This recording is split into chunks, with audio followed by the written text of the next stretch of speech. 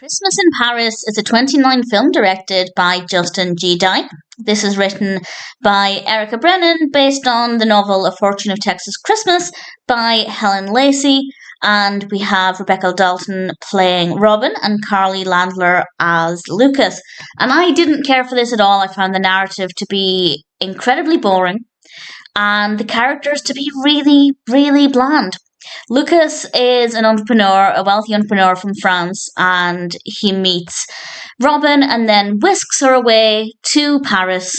And we have part of the narrative focusing on their romance, part of it focusing on Lucas's business and various problems along the way. And I feel like the narrative tried to offer a lot, but also kind of offered nothing at the same time. It's very bland, it's really not that interesting, and I just didn't care for it.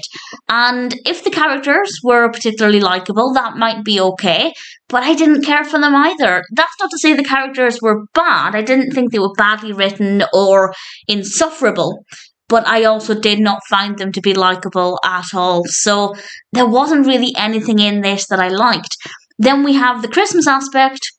It's definitely not the most festive film, let's put it that way. It's not completely absent of Christmas, but at the same time, it didn't put me in the Christmas mood. So for me, Christmas in Paris just doesn't really have a lot to offer. It's not bad in any real way, and by that I mean the narrative works well, it's just boring. The performances are fine, the characters are fine, but they're not interesting. I didn't find them irritating or insufferable, but they weren't that exciting.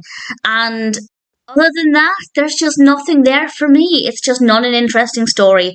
The characters aren't interesting, and it's not very festive. So not a terrible film, but Christmas in Paris did not work very well for me. Maybe as a background watch, something to put on while you're doing other things, it could work quite well for that, because it's not an annoying film. It's just not a good film. Christmas in Paris is not one that I enjoyed, and unless you're just wanting something on in the background or something that's really easy to watch and doesn't really require any concentration, then it might be okay, but other than that, I'd say you're not really missing out on anything.